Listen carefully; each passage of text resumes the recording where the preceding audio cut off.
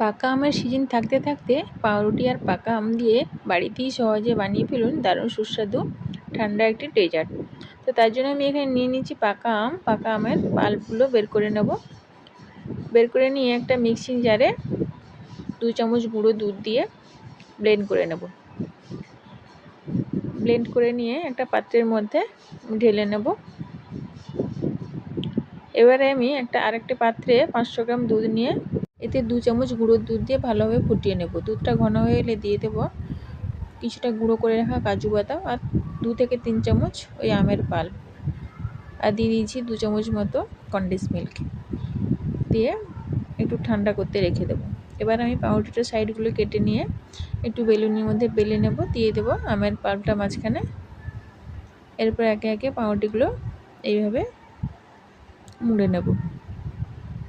এবার একটা পাত্রের মধ্যে সাজিয়ে রেখে দেব। এরপর যে আমি দুধের মিশ্রণটা বানিয়েছিলাম হালকা গরম থাকতে থাকতে উপর থেকে ছড়িয়ে দেব ভালোভাবে। এরপর ফ্রিজের মধ্যে 1 ঘন্টা মতো রেখে দিলেই তৈরি হয়ে যাবে পাকা আম দিয়ে ঠান্ডা একটি ডেজার্ট। রেসিপিটা কেমন লাগলো জানিও। টাটা।